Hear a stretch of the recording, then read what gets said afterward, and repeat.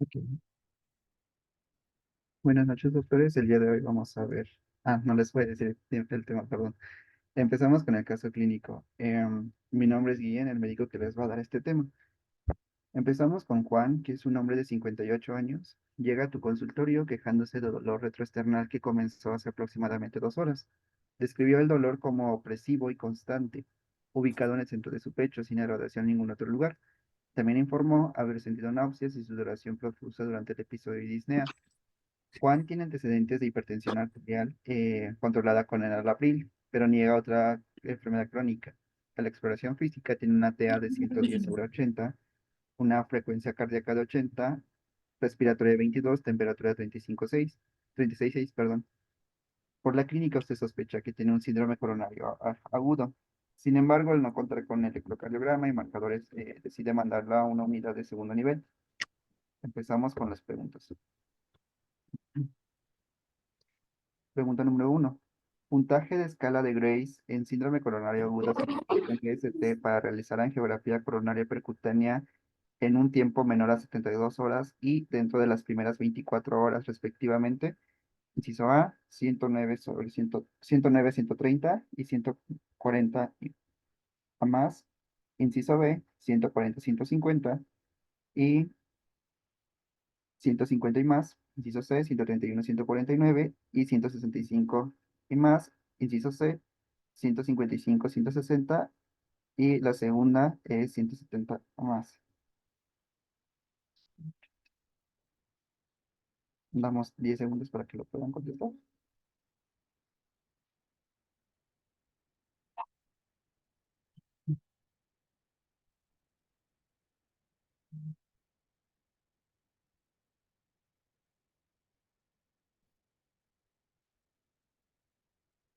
Muchos se van con la C. Vamos con la segunda pregunta. Puntaje de TIMI para realizar angiografía coronaria dentro de las primeras 72 horas en este SICA sin elevación de ST.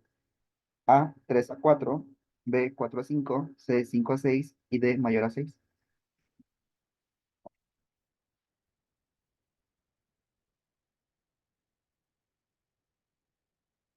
Igual damos otros 10 segundos y vemos que todos coinciden en la B y en la C. Tercera pregunta. ¿A partir de qué rango de saturación de oxígeno es indicativo para administrar oxígeno en pacientes con Zika sin elevación de ST? A, menor a 80, B, menor a 85, C, menor a 90 y D, menor a 92%.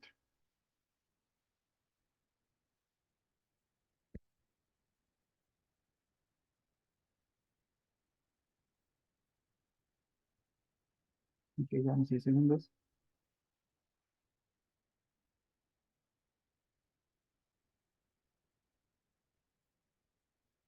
Listo, vamos con las siguientes dos preguntas. 4. Principal patología de base por la que se prefiere la cirugía de revascularización sobre la ACP, que es la angiografía coronaria percutánea. Inciso A, que tenga hipertensión, B, que tenga diabetes, C, que tenga enfermedad renal crónica o D, que tenga miocardiopatía hipertrófica. Igual damos unos 15 segundos. Voy a contestar.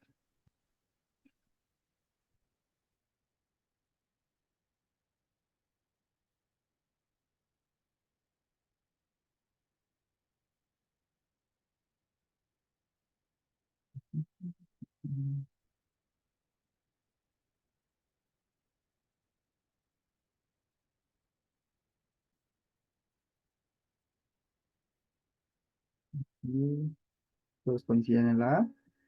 Vamos en la quinta, dosis recomendada y dosis de mantenimiento de ASA en Zika sin elevación de ST. Igual unos 15 segundos.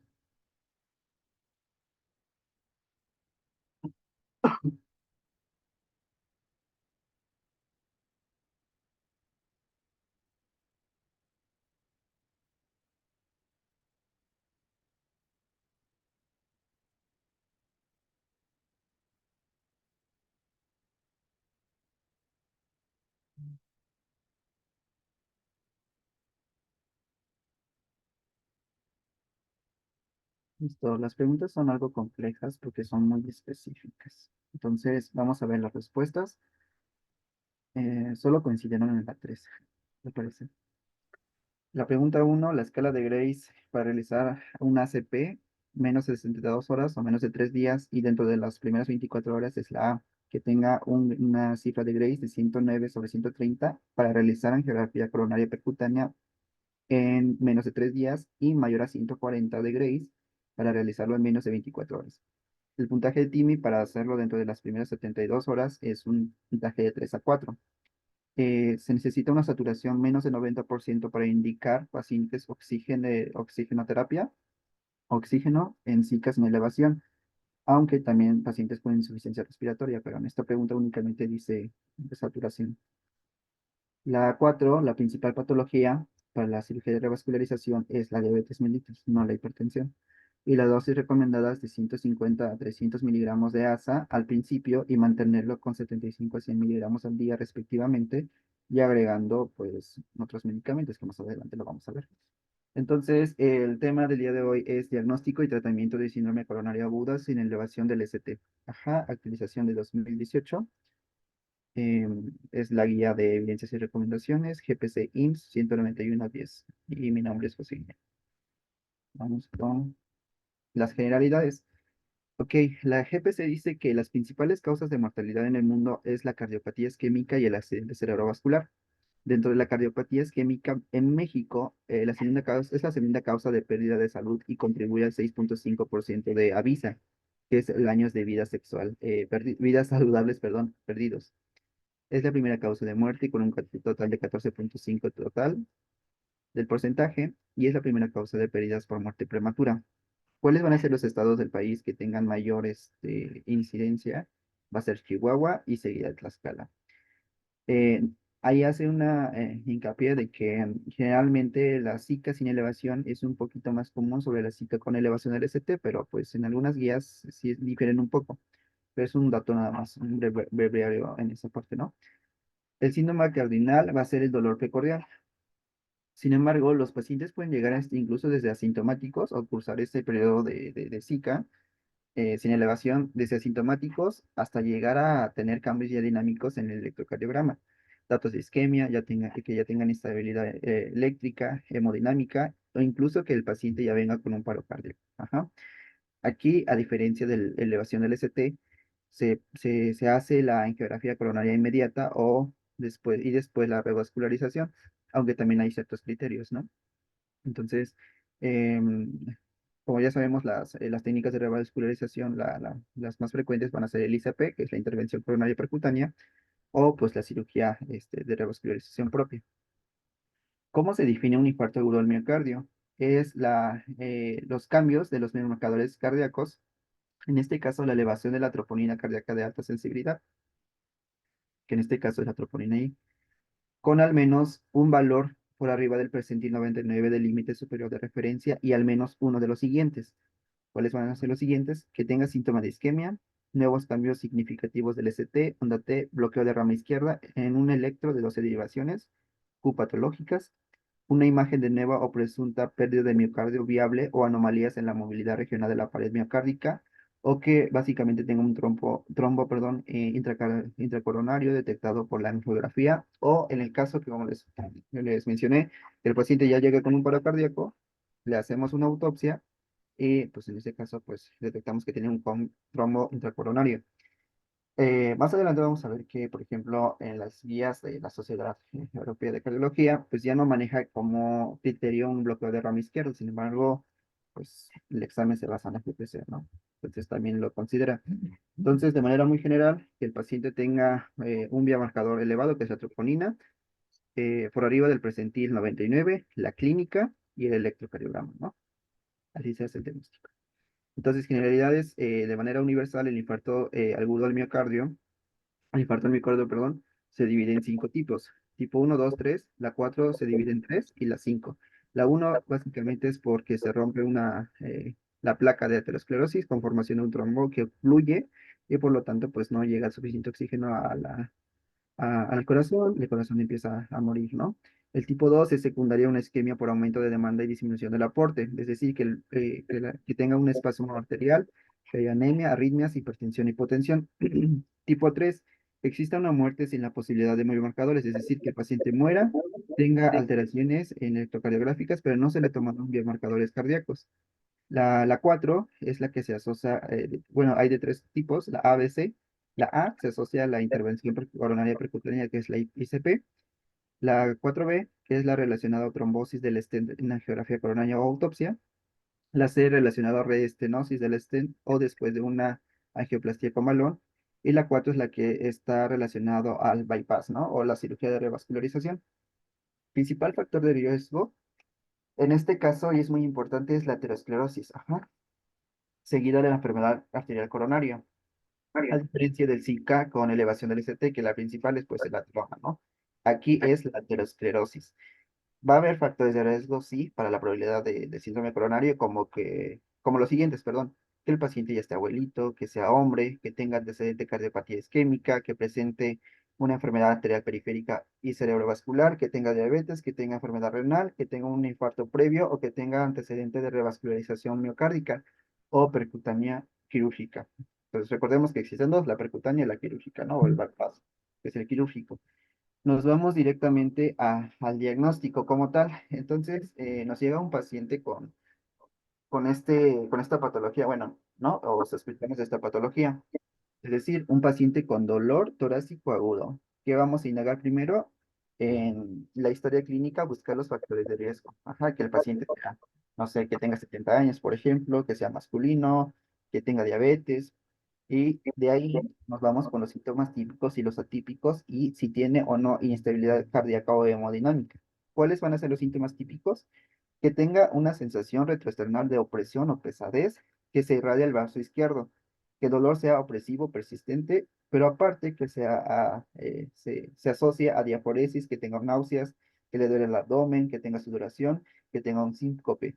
Aquí dice que la duración es de más de 10 minutos. Recordemos que nos basamos en las GPC, aunque generalmente la diferencia entre si tiene una angina inestable o un infarto es la duración de más de 20 minutos, que no mejora con reposo y que no mejora con nitroglicerina, ¿no? ¿Cuáles van a ser los síntomas atípicos? Que tenga dolor en el epigastrio, pero que no se relacione al comer, que tenga dolor punzante o preurítico, que tenga disnea o dolor precordial, o que tenga síncope o palpitaciones.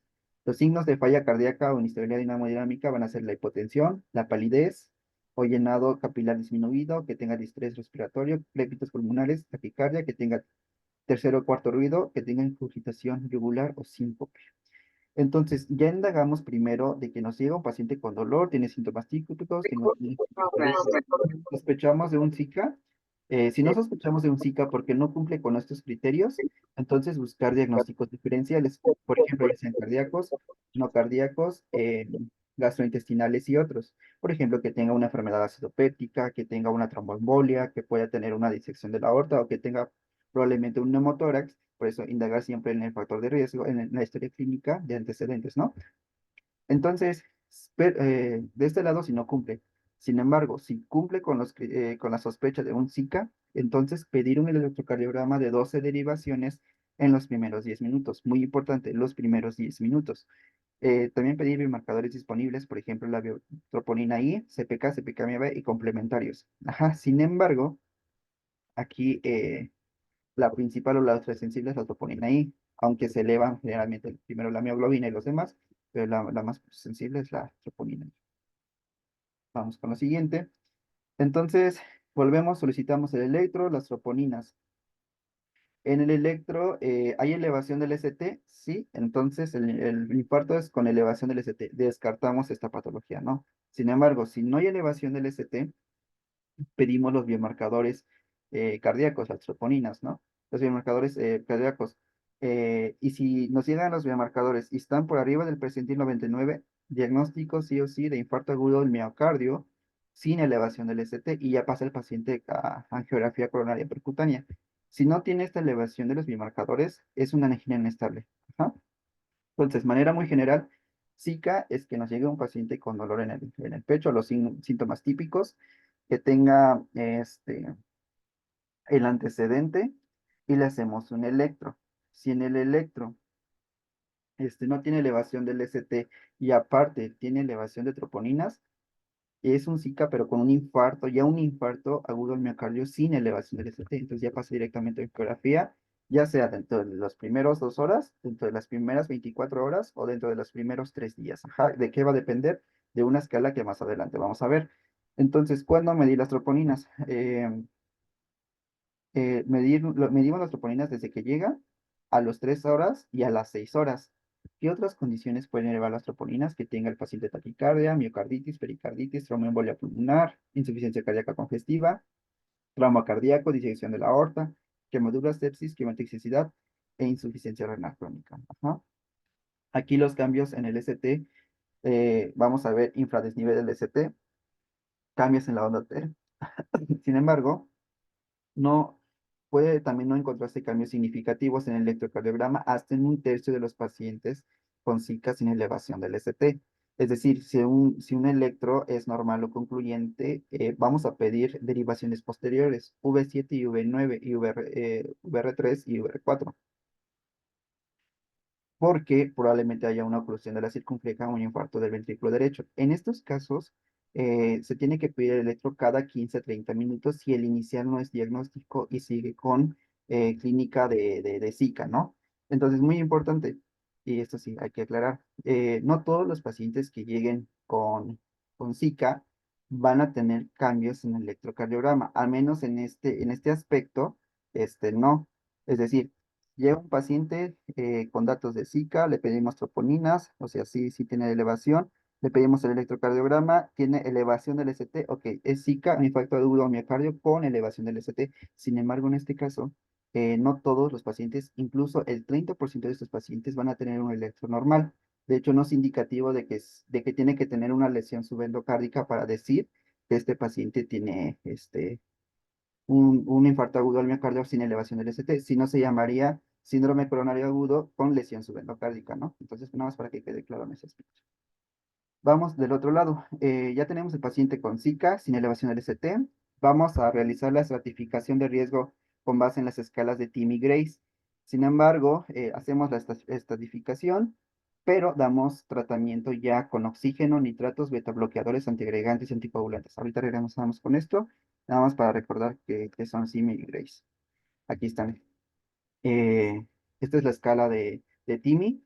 TIMI evalúa el riesgo para mortalidad de infarto en los primeros 14 días en estos pacientes con Zika sin elevación de ST. Mide 7 puntos. Mide factores de riesgo, eventos de angina, el uso de acetil, el salicílico, antecedentes de enfermedad coronaria, elevación de biomarcadores o cambios en el ST mayores a 0,5 milímetros, ¿no? O la edad. Y aquí lo clasificamos en un riesgo bajo, intermedio, alto, dependiendo de cuánto puntaje tuvimos sobre el total de puntos, que son 7. Y nos da un resultado del porcentaje de riesgo de muerte en 14 días y el riesgo de muerte e infarto agudo del miocardio y revascularización urgente. Ujú. En la escala de Grace, básicamente también mide riesgo bajo, medio y alto, pero con base en los grados de Killip, presión sistólica, frecuencia cardíaca, edad, creatinina, o que el paciente ya venga con un paro cardíaco en el momento en que pisó urgencias, o cambios en el ST mayor a 0,5 y biomarcadores elevados. Y aquí va a dar cierta cantidad de puntaje. Todos estos puntajes los sumamos. Entonces, una vez ya sumados los puntajes, estratificamos el riesgo. Es decir, riesgo bajo que tenga de 60 a 110, medio 120 a 130, alto 140 a 250 en la escala de Grace. La otra, bueno, es el puntaje de Cruzade para evaluar el riesgo de hemorragia mayor intrahospitalaria. Esto únicamente los pacientes que van a entrar en una ICP, que ahorita lo vamos a ver, va a tomar en cuenta los laboratorios, hematocrito basal, depuración de creatinina, frecuencia cardíaca y presión sistólica. Y el género, si es masculino o femenino, y va a dar una clasificación de este riesgo. Habiendo dicho esto, vamos a regresar con el diagrama. Aquí está. Entonces ya los clasificamos, los vamos a clasificar en un riesgo bajo, intermedio, alto o muy alto. Sin embargo, em, antes de decir de que no, pues tiene un riesgo intermedio, se va a hacer si la ICP, se va a hacer la angiografía coronaria percutánea em, dentro de las primeras 72 horas, ¿no? Entonces vamos a dejar al paciente así, pues no. ¿Qué es lo que hacemos? Llega el paciente, medimos los signos vitales, todo lo que ya sabemos que se tiene que hacer, se canaliza y todo, checamos la saturación de oxígeno Y si vemos que el paciente tiene una saturación de oxígeno en 85, o que tenga datos de falla respiratoria aguda, le damos oxígeno, si no, no se lo damos. Para controlar el dolor, pues únicamente administramos nitratos intravenosos para aquellos con angina recurrente, hipertensión arterial no controlada e insuficiencia cardíaca.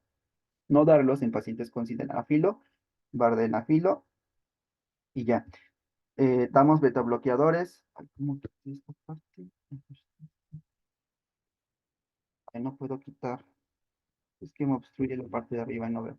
Pero bueno, se puede dar bloqueadores y los pacientes también se les da antiagregantes. Por ejemplo, el más indicado es el ASA en una dosis inicial. Aquí estaba la respuesta de la pregunta: 150 miligramos a 300. Dosis inicial. ¿Se puede dar dosis de mantenimiento? Sí, de 75 a 100 miligramos al día. Ajá, se puede agregar clopidogrel de 360 miligramos por 12 meses más. Eso con respecto a las antiagregantes. ¿Qué anticoagulantes vamos a administrar? La más preguntada en este caso, pues va a ser la enoxaparina. La enoxaparina a una dosis de 1 miligramo por kilogramo 2 veces al día subcutánea, o heparina no fraccionada en pacientes con esta clínica, ¿no? Pero si el paciente tiene un tasa de filtrado glomerular, perdón, menor a 30, solamente se tiene que dar una dosis de enoxaparina cada 24 horas, no dos, subcutánea. Pero si tiene una tasa de filtrado glomerular menor a 15, no se tiene que administrar este medicamento. Ajá. Y en la parte de abajo viene la dosis de la heparina no fraccionada. Y aparte de esto, bueno, llegó el paciente, ya tratamos el cuadro clínico que trae con oxígeno, nitratos, antiagregantes, anticoagulantes. Ya vamos a ver cómo vamos a actuar con respecto a la angiografía coronaria percutánea con base en la escala de riesgo que ya valoramos, TIMI y Grace. Riesgo bajo, es decir, que no cumpla ningún criterio, tanto riesgo intermedio, alto o muy alto. ¿Qué se le hace a estos pacientes? Se manda pruebas de esfuerzo o estudios de imagen, prueba de esfuerzo, ecocardiograma de estrés, resonancia magnética, angiotomografía. Tiene datos de isquemia significativa, no tratamiento conservador. Si tiene datos de isquemia, se manda a hacer una angiografía coronaria percutánea de manera electiva. Ahora, si tiene riesgo intermedio, es decir, que el paciente tenga diabetes, tenga enfermedad renal con depuración de creatinina menor a 60 mililitros, que tenga un FEBI menor a 40% o insuficiencia cardíaca congestiva, que tenga una angina posinfarto, que ya haya tenido un ICP previo, que tenga un puntaje de Grace 109 a 139, aquí contestando la pregunta, y un TIMI de 3 a 4, se hace la angiografía coronaria percutánea menor a 72 horas, es decir, menos de 3 días. Todavía está en este tiempo de ventana para realizarlo. Ahora, si tiene un riesgo alto, es decir, que ya tenga el infarto agudo del miocardio sin elevación del ST, que ya tenga cambios dinámicos, que tenga una escala de Grace mayor a 140 o más, y que tenga TIMI 5 a 7, ya se hace la angiografía, pero dentro de las 24 horas. Ahora, si tiene un riesgo ya muy alto, que el paciente venga chocado, que tenga estabilidad hemodinámica, que tenga dolor torácico recurrente, que no mejora, que ya tenga paro cardíaco, ya tenga arritmias cardíacas, que ya tenga complicaciones miocárdicas del infarto o cambios dinámicos en el ST, se tiene que hacer la angiografía menor o igual a 2 horas desde que llegó, ¿sale? Aquí muy importante diferencia de la Zika con elevación, aquí no se da fibrinolíticos. Y, a ver, entonces, aquí los pacientes van directamente a una angiografía coronaria percutánea. Recordemos que las técnicas de revascularización es a través de la intervención coronaria percutánea o a través del bypass, ¿no? Se indica dentro de las primeras 72 horas la siguiente situación: es que el paciente ya llegue con una troponina elevada y que tenga mayor de 75 años. En quienes no se benefician, que tengan riesgo cardiovascular bajo, es decir, que el paciente tenga menos de 65 años, que no tenga diabetes, que no tenga cambios en ST, no tenga antecedentes de infarto, no tenga elevación de biomarcadores y un Grace menor a 109. Es decir, todo paciente que lo tenga factor de riesgo, es decir, no tenga datos de isquemia. ¿Qué se hace en estos pacientes? Se da pruebas, se manda a hacer una prueba de esfuerzo o técnicas de imagen. Si sale normal, tratamiento conservador. Si sale con datos de isquemia, se manda una ACP o una angiografía coronaria percutánea, ¿no? Si no tiene una enfermedad coronaria obstructiva ya en la angiografía, se manda tratamiento conservador. O todo paciente con riesgo bajo se manda tratamiento conservador. Ya en los pacientes que cumplan con los criterios, con uno de estos criterios, sí se manda a la intervención coronaria percutánea. ¿Qué se hace? Pues básicamente es meter un catéter a través de una vía periférica, ir directamente al sitio y quitar el causante, ¿no? A través de stents liberadores de fármacos. Muy importante aquí, tiene que ser un stent liberador de fármacos de segunda generación, es decir, everolimus, sirolimus o sotarolimus. Se ha demostrado que esos tienen menos riesgo de reintervención del vaso, infarto al miocardio o trombosis del stent, a diferencia de los stents metálicos. Entonces, si nos llegan a preguntarte cuál se prefiere, los liberadores de fármacos de segunda generación. ¿Qué vía de acceso? ¿Radial o femoral? Se prefiere la radial. Entonces, ¿en qué pacientes vamos a darle cirugía de revascularización? Aquellos pacientes que tengan ya una enfermedad coronaria de múltiples vasos con anatomía poco favorable para que se pueda hacer una angioplastia percutánea o que tengan un puntaje de Syntax mayor a 13 puntos o pacientes con diabetes mellitus. ¿Sale? Solamente en esos pacientes. Sin embargo, tiene también ciertas desventajas, es decir, que tenga mayor riesgo de accidente cerebrovascular, que tenga un infarto agudo al miocardio, que tenga mayor cantidad de transfusiones sanguíneas o mayor riesgo de lesión renal. Ahí está. Ese básicamente es el resumen. Eh, Paciente pasa a cirugía de revascularización. ¿Qué es lo que hacemos para evitar complicaciones perioperatorias? Dar ASA de 6 a 24 horas posteriores. En la preoperatorio podemos dar ASA de 50 a 150 miligramos y en pacientes estables se tiene que suspender el clopidogrel 5 días antes de la cirugía y reiniciar posterior a la cirugía. En poblaciones especiales, pues, es decir, en pacientes con diabetes, aquí el común denominador es que mantener la glucosa en límites normales, más si tiene una glucosa de mayor de 180. Mismo tratamiento trombótico, monitorizar la frecuencia respiratoria por 2 a 3 días después de la angiografía. Se tiene que poner un stent liberador de fármaco que les había mencionado. Y en estos pacientes recuerden que la cirugía de revascularización aplica para pacientes con diabetes mellitus o que tengan enfermedad multivaso ya. Enfermedad de pacientes con enfermedad renal crónica, mismo tratamiento trombótico, sí la angiografía y cirugía de revascularización. En pacientes con choque cardiogénico, perdón, sí a la intervención coronaria, sí a la revascularización. Se puede poner un balón intraórtico de contrapulsión. En pacientes con inestabilidad hemodinámica, sin embargo, no es rutinaria. Y en pacientes con insuficiencia cardíaca se puede usar IECA o ARA2 porque disminuye el riesgo de muerte o pacientes también que tengan un FEV menor a 40% y se puede agregar espironolactona. Esto ya lo vimos. Estas son las escalas.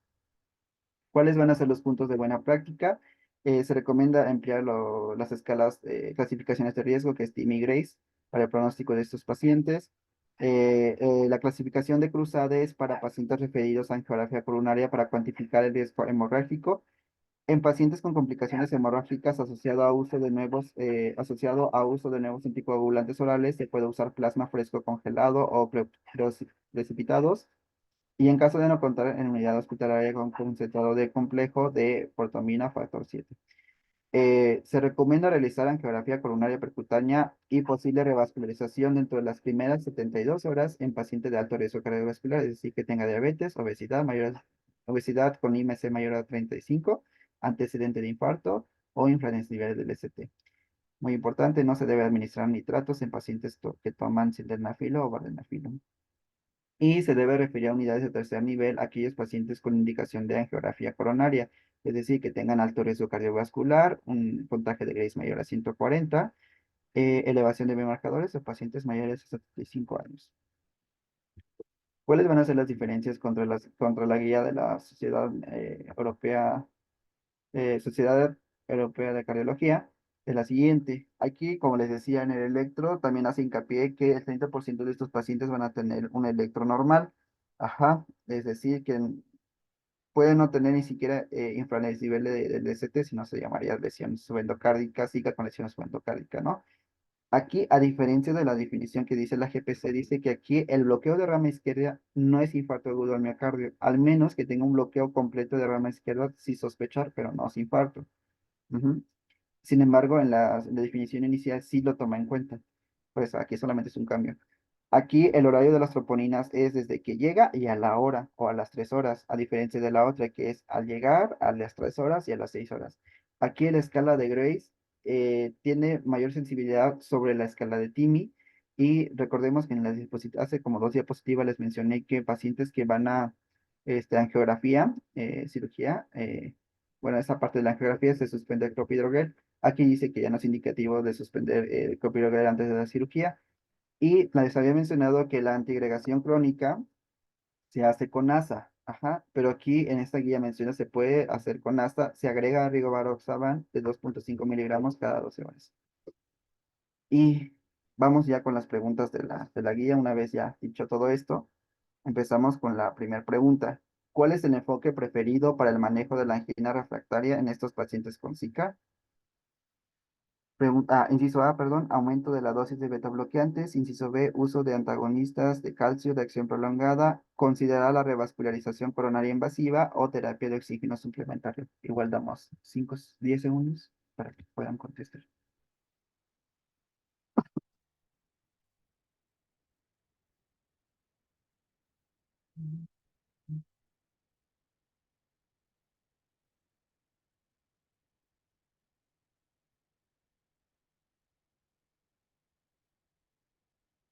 Muy bien, todos contestan la C. Bueno, la mayoría. Dos, ¿cuál es el biomarcador de daño miocárdico más específico para Zika sin elevación del ST? A, CKMB, 2, troponina I, 3, mioglobina, D, LDH.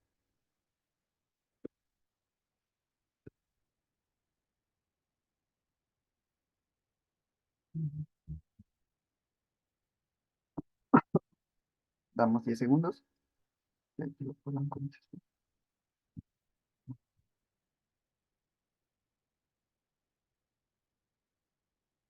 Ok, pregunta 3. Vía de acceso para realizar la ICP o la intervención coronaria percutánea que ha demostrado reducir la mortalidad en estos pacientes. Inciso A, femoral. Inciso B, radial. Inciso C, carotidio. Incisos D, ninguno reduce mortalidad.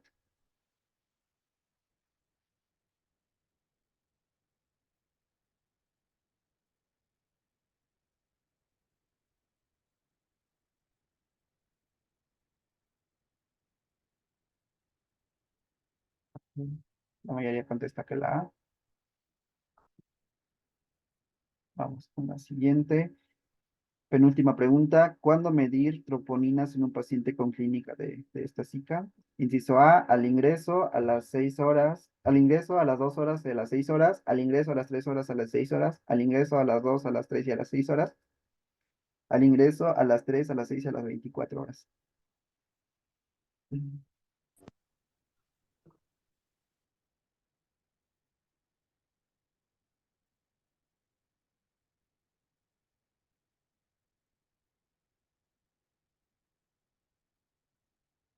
y siguen difiriendo un poquito en esa.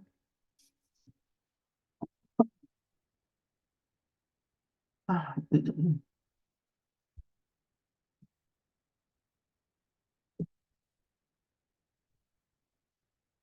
Y ya por último, dosis recomendable de noxoparina en pacientes con Zika sin elevación de CT. A, 2 miligramos por kilogramo de peso, 2 veces al día, subcutánea. B, 1 miligramo 3 veces al día, subcutánea. C, 2 miligramos kilogramo de peso, 3 veces al día, subcutánea. D, 1 miligramo por kilogramo de peso, 2 veces al día, subcutánea.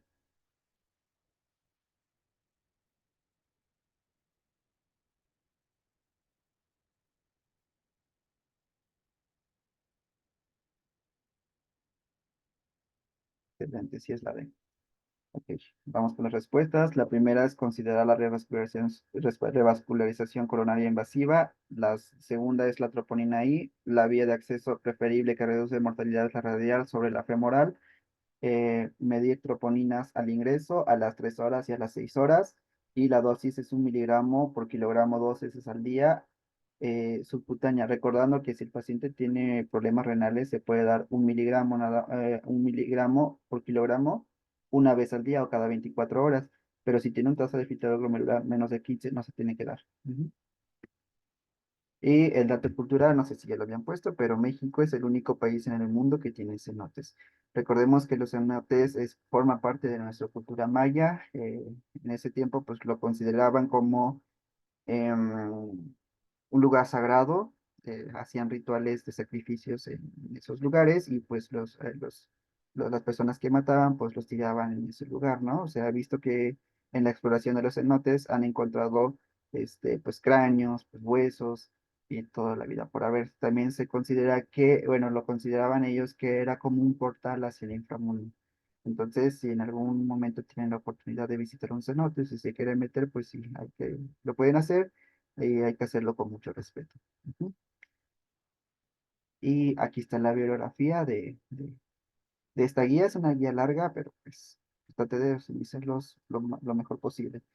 Ok, doctores, pues eso sería todo. Muchas gracias por su atención. Gracias, doctor. Gracias.